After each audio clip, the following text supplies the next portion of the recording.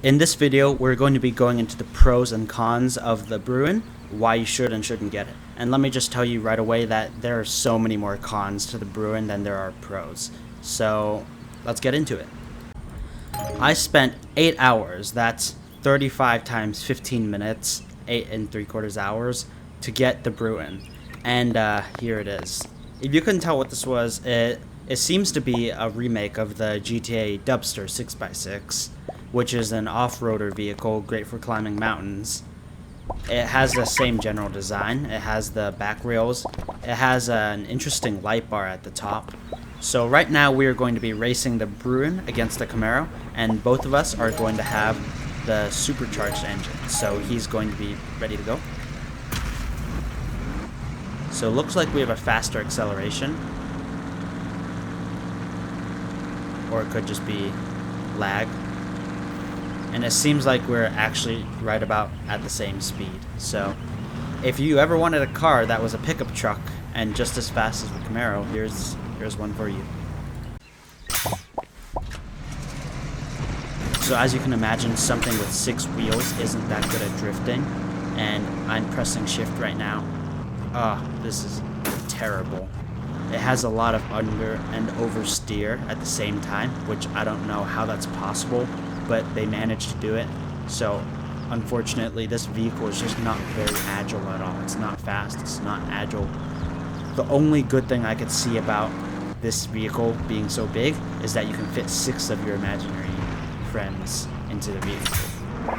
So this is the Bruin's design. It has 6 tires, as you can see, and this is basically a huge disadvantage because it makes it a lot easier for enemies to hit your tires as opposed to hitting 4 tires. You can see that he's having no trouble hitting my tires because of how many there are. Sooner or later, this vehicle is going to be destroyed. So that's a big con. Another bad thing about the Bruin is that you can't actually shoot while inside the vehicle. You can see my weapons go away and I just can't pull it out. It doesn't work in the passenger seats. It doesn't even work in the back. You can't shoot weapons while in the back. So that's really bad with this vehicle. With almost every other car you can shoot out of it, so this has essentially no offensive capability. Yeah, they'll get it. So one of the things about the Bruin that's good is that you can't actually shoot people out while they're in the back of it. As you can see, I don't get any hit markers at all. He's not in God mode. I'm not dealing any damage to him. You might think that this is a good thing, but it's pretty much standard on every car. Like with the Nero, you can't be shot while inside of it. He's gonna have no luck shooting me at all. And the thing about this is that I can shoot him back. With the Bruin, if you remember, you can't actually shoot out of it, so that's just defense for a vehicle that doesn't really need defense. It needs offense. So I consider it to be a slight pro, but not that much. It's just not a great thing to have. So one of the things that you might actually take for granted with cars is that you can zoom in and out like this. Unfortunately, with the Bruin, that's just not possible. Let me show you what I mean. When I try to zoom in and out, I'm scrolling right now. You might not be able to hear it, but I can't zoom in and out, and that makes it difficult to see around other corners. So yeah, that's a big con to this. You can't scroll in and out. And with the Bruin, you can easily see that right here, this looks like it could be some great cover. You could block the entirety of your body while leaving only your head exposed. And when we try to shoot it at my alt right there, it doesn't work because the bullets go inside the car and they don't exit the front of the window. So you can see I'm not able to hit him at all. And you may think that it's okay to shoot out the side here because this right here might act as a barrier, but that's also not the case. Even though I can shoot outside of it really easily like this, the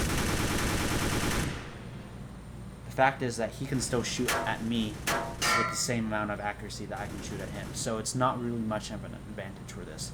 And even if I crouch down for cover, he can still hit me pretty easily, and I would have no way of hitting him back. So to conclude my review on the Bruin, this is not a vehicle you want because number 1, it has absolutely no offense.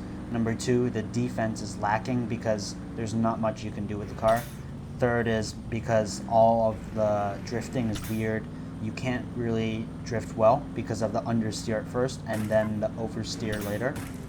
And so it just becomes a really bad vehicle. It's not even as not even that much faster than the Camaro. It's just faster in acceleration. And so the main reason you don't want to buy it is because you don't want to be spending your time getting this. So that's why you shouldn't get this. There are a whole lot of better vehicles.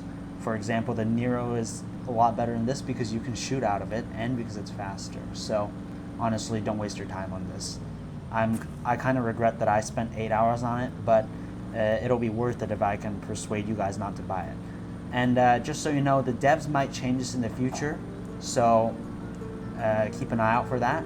It might be a good reason to buy it, but as of right now, don't spend your time here on it.